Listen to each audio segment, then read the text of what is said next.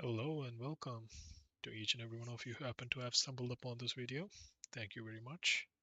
And as some of you might have noticed, this is the first video on this channel, first of many hopefully. I am really interested in sports simulations and OOTP 27 has piqued my interest. I used to play OOTP 26, that's how I got into this game, and since then, I've enjoyed it.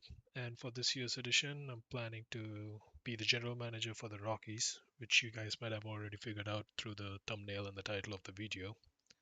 And for the game settings, we haven't changed much, just the overall and potential ratings. I don't like the stars.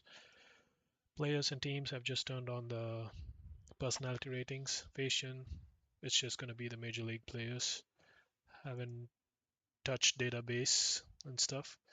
For trading difficulty, it's 3 down from the top. That's where I like it to be. And league settings, the only stuff that I've changed is I've turned off the automatic evolution of the leagues. I don't know how it works, and I'm not sure if I like stuff change. I don't know how often it changes, so I'm not sure if I'm a big fan of it. Other than that, I've changed the awards to Gold Glove Award and Silver Slugger Award. That's pretty much it for the settings. Now that we're done with the settings, we can move on to meeting the team and see what kind of roster we are working with. Before that, I'd like to go through the finances and maybe change some personal if we can. We have 18 million, and I like to have a strong scouting director, which we don't. And team trainer, obviously, he's more rehab oriented. I want someone who's more towards prevention. So we'll probably be upgrading at those two spots and maybe a manager. Yeah, I want someone who handles aging well, especially for MLB. So I'm gonna go through the roster and the staff roles and see if we can upgrade at some spot, and then I'll get back to you guys in a little bit.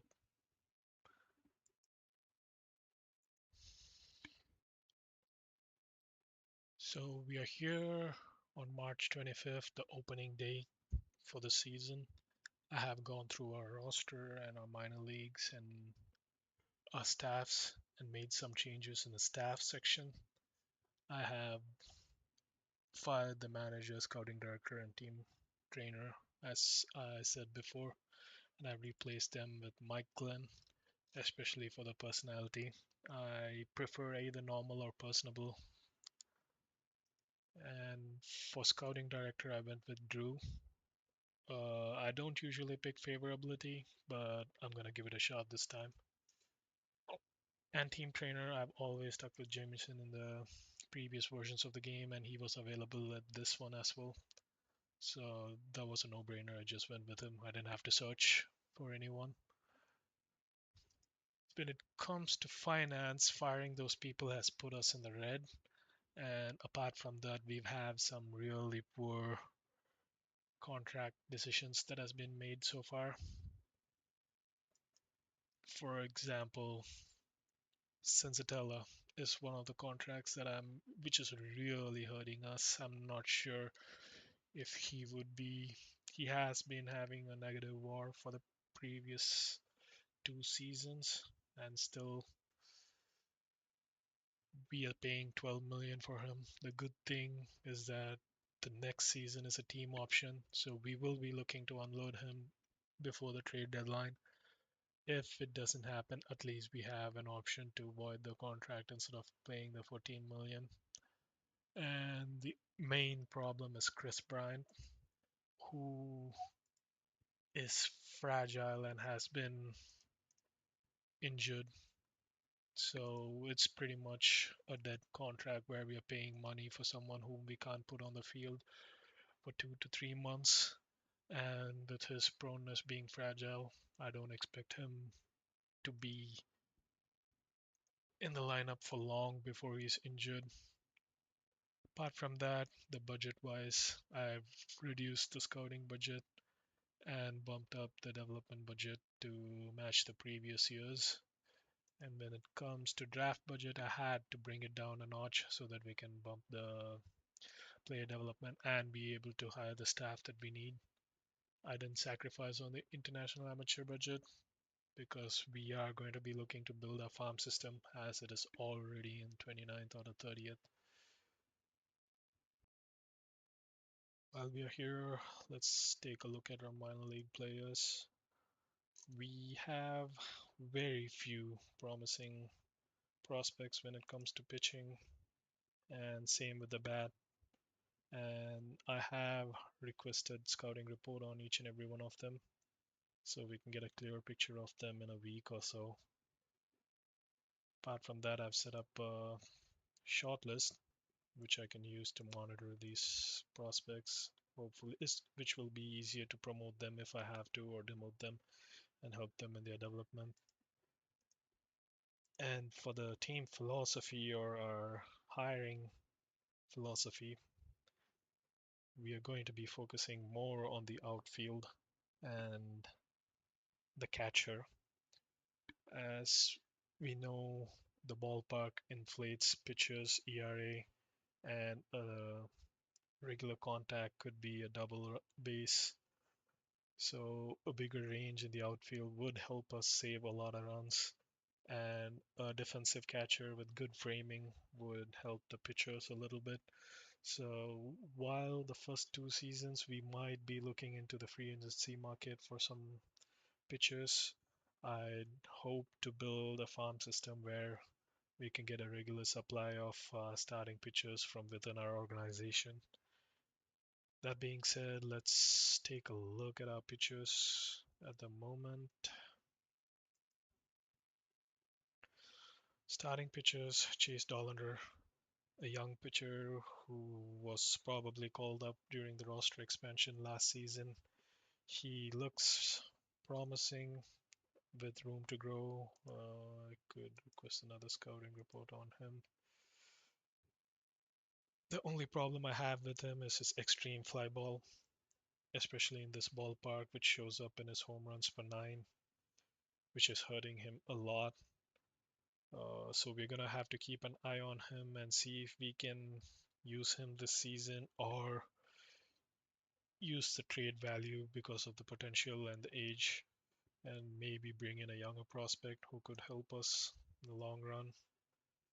And Ryan Feltner, not something to be too excited about. I love his stamina. Maybe he could be someone who eats a lot of innings. And he's been here and there. His MLB career hasn't been the best. So he should probably be our five. Yeah, he is in our five. Kyle Freeland, who is set up as our ace, seems to be the best pitcher we have at the moment. That's where we are at right now. With the moment he has control and the stamina, I believe he'll be able to hold his own and not perform poorly. If he performs at average, I'll be happy with that. Michael Lorenzen, this is another pitcher I'd be looking to unload with the amount of money he's being paid and a fly ball pitcher. His movement is not good enough. So he'd be one of the players who's on the chopping block along with Senzatella and Tomoyuki Sugano. He was signed this year in free agency, and he's another fly ball pitcher whom we do not want. The only good thing about him is his control and stamina. If we are not able to keep him in the starting lineup with his control and stamina, I'd be okay with moving him into the relief. Actually, I could. His pitcher defense is not that great, or else I would move Sugano in here as a long relief with giving him a mop-up duty. And for the relievers, we are not okay, but we are not hurting as well. The only problem is Senzatella, whom I don't have to point out, but Let's go with Zach Agnos, a really good set of pitches, but the only problem again is his extreme fly ball. Almost our whole pitching staff are extreme fly ball tendencies, so we're gonna have to work on that. I'm happy with Brennan Bernardino. He's one of the few pitchers who are not in an extreme fly ball tendency, and he's not getting that big of a contract. So depending on his performance, we could sign him in ARB this year. He's low financial ambition, so it should be a cheap contract if he performs well. And Jimmy again, another extreme fly ball with really low velocity, plus he's sidearm, which means he's going to be hurting against one of the left-handed batters a lot. So we're going to have to look into. He's a waiver claim. Okay, from 24, so we can't send him back either. And Jaden Hill, I'm really happy with him compared to the other pitching staff. He has excellent movement compared to our compared to the others on our roster, and he's not an extreme fly ball with really good velocity. So maybe we can, yeah, he's already in use more often. And Juan Maya, he's another pitcher I really like. I would like to, yeah, he's already in setup. So he's good at holding runners, and stat wise, he has been performing well with a 92 FIP minus and a 6 percentage above league average. And Carson, he is good, but once again, the extreme fly ball and the sidearm is going to hurt us. Uh, but we look to him as the specialist, as we only have two left-handers. And Senzatella, we've already seen him. Now to the lineups. This is a little better than our pitching side. I am platooning Drew Evans if I'm right. Yeah, I am. He has really good speed and he's good against right-handed batters. So I have him as a leadoff for our right-handed. Same with Jordan Beck. Defensively, these are not the outfielders that I want. He's better compared to Jordan, but Jordan has some room to grow and he is 24. Last season, he did average and his slugging was also kinda average. Not he struck out a lot, but he performed 2.2 above war or not, a performance of 2 war. I'd be happy with any of the batting lineup or the pitching lineup with the roster that we have. And this is one of the characters in our roster that I'd be looking to keep for a while with how good his defense is and being a multiple year Gold Glove Award winner. He has missed out on last season, but he has been a Gold Glove Award for 2 consecutive seasons. So, in spite of his bat against left handed, he's really good. But if he performs really good, especially on fielding, and if he has an average or an acceptable bat, I'd be okay with giving him like a maybe 5 or 6 year deal with some team options towards the end. So this is one of the players that I'm really happy that's on our team and hopefully build around him on the outfield. Tyler Freeman is someone I brought from the minor leagues. Uh, we had 3 catchers. One of them was Brian Bentacote. Sorry if I butchered that name, but I didn't see a point in having 3 catchers, and thus I had to move a catcher down, and I brought him up as he could play the center field and the infield While his defense is good, his proficiency at those positions is still not there. So let's see. But he has a really good left-handed platoon that we can use as in bats. But we're gonna bring him off of bench right now. Hunter Goodman, really good power, a good player to put in our four spot. But I'm not expecting a lot from him as a catcher, with our philosophy being a good defensive catcher and him being an average. He's probably giving up a lot of runs with his framing, but his bat is really good. So if possible, he has the potential to play at first base as well. If we find some good catcher, I'd be okay with moving him to first base and bring in a defensive catcher. But until then, we're gonna have to live with what we have.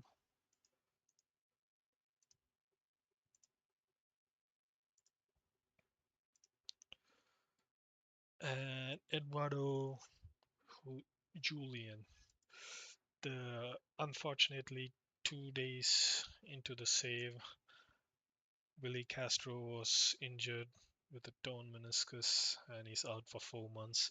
He's someone I was really happy, not because of just his bat, but his ability to fill in at second, third, shortstop, and the outfield.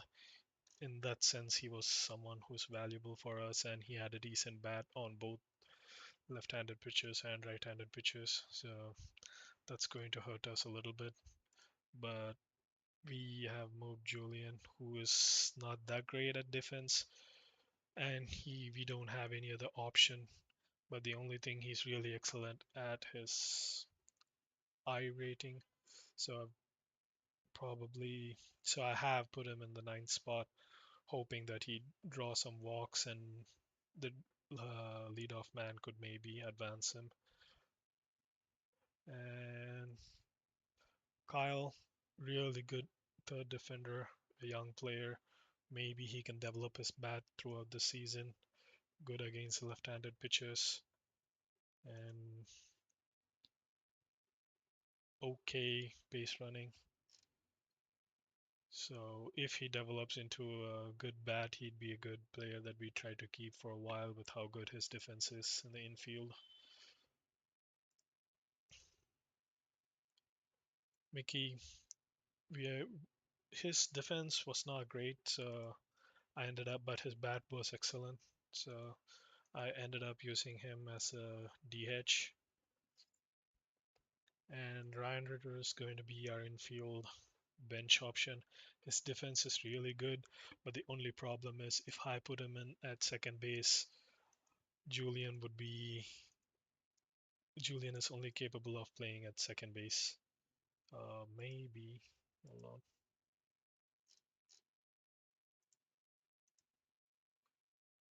Yeah, his rating at third shortstop is not as great as well. So I'm not sure how that would help us, but he should be a better option for us to start. Is there a better option for us in the minor league that we can bring up for the infield?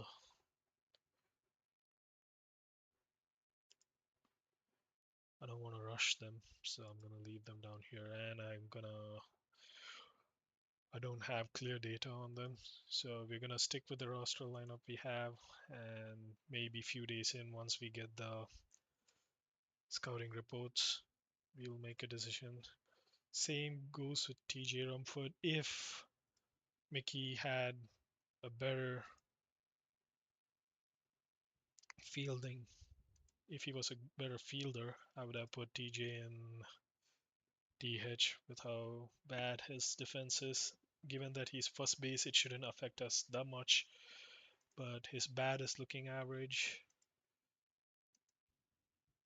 And another player, or the current cornerstone who has been signed up to 2031, is our shortstop, Ezekiel Tovar, who is really good defensively, who has won a Gold Glove award and has had an average bat, a, a poor WRC, but a positive WAR, which I'm guessing is from his fielding. And his on base was okayish. Other than that, his bat is not something to be impressed at, but his fielding is good. Like I said, like our infield needs to be strong. His batting run value is the 87th percentile, so it's not that bad.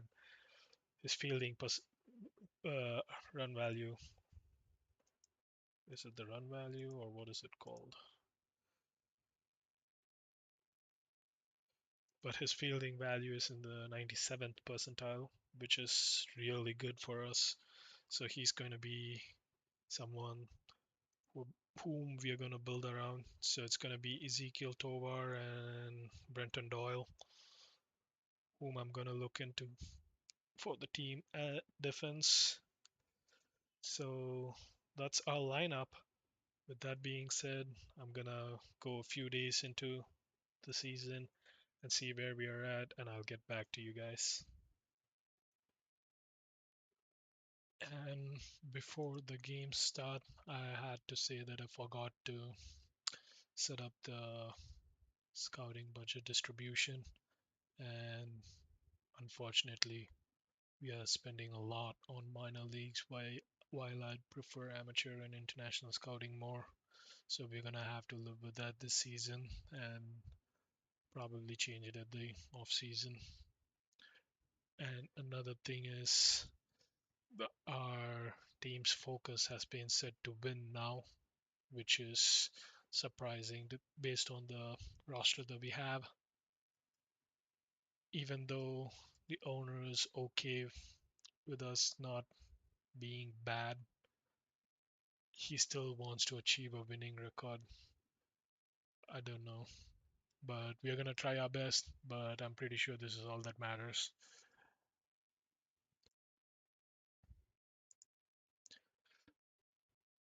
On our opening day at Miami, we had a bad outing, scoring 1 runs and giving up 8, with most of the runs coming on the 6th inning and the 2nd inning, meaning our starting pitcher, Kyle Freeland, whom we expected a lot from, has given up 5 runs in total from 3 innings pitched, walked a player, and only two strikeouts.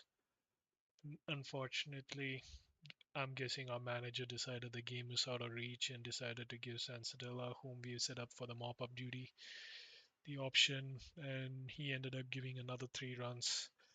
And Carson came into close, and he ended up with 6 pitches, not giving up any hits. So that's a little promising.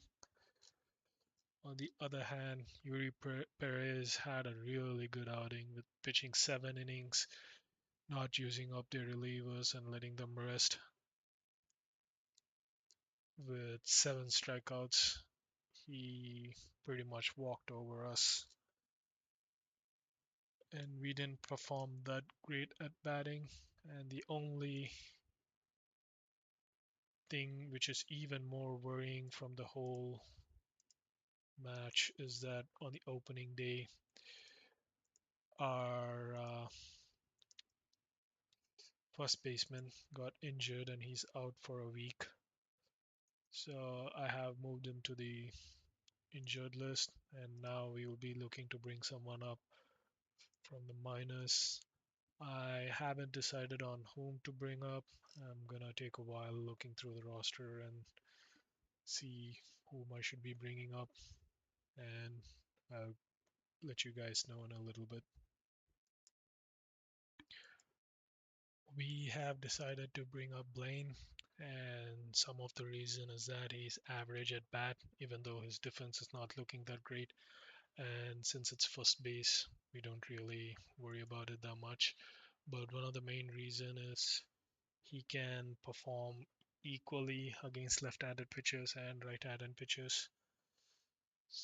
Plus, with our finances being on the red, he was someone who's already getting a minimum pay. So I ended up going with Blaine. He will be playing in the first base until TJ is back. And with that, let's go for the second match against the Miami. This was a better outing. First game saved by Victor.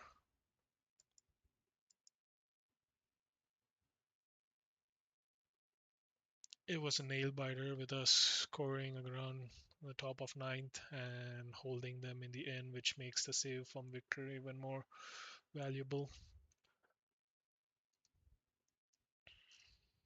Pitching wise, Dollander, he's someone we wanted to look at how he did. He has still given up a home run. With the trend continues with his extreme fly ball. So hopefully he can bring that down a little. But overall, it's not something to worry about. But what is worrying about is Bernardino, whom we expected a little bit more performance, but seems like it's early days. So his BABIP was also low. So hopefully he will bounce back. Other than that, happy with Jaden and Wadnick, both of them pitching an inning and giving no runs. Victor even better with no hits. He did give up a walk, one strikeouts each. One good thing about Dollander is he was able to rack up 5 strikeouts, and he did pick the player of the game, so nothing much to complain about. And he was pretty similar to Sandy, so can't complain batting wise. Hunter Goodman had a really good outing with 2 RBIs for us. Overall, a decent performance. We'll take each and every win when we are on the road.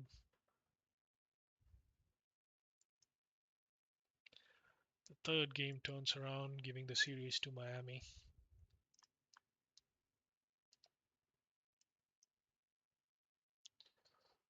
Lorenzen, once again, someone I was worried about with the fly ball pitching and poor movement, gives up 5 runs in 3 innings. And our bullpen this time was good. Brennan came back and didn't give up any runs or walks, held them for an inning, recovering his ERA. Zach Agnos giving 2 runs in less than an innings pitched. That's a little worrisome, but maybe it's the cold hands. And it's his first game as well, so we'll give him a few more games to see how it goes.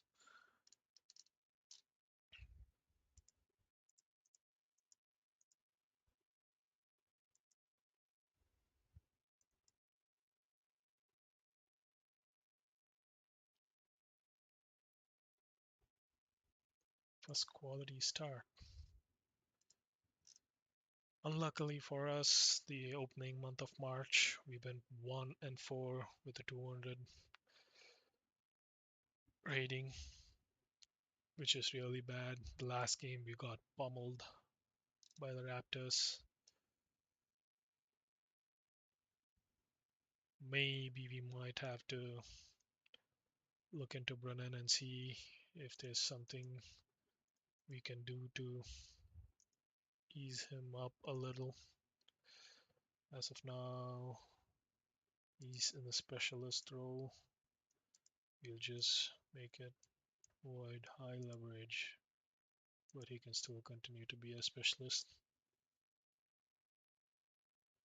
That way we'll bring someone else in and help him build some confidence.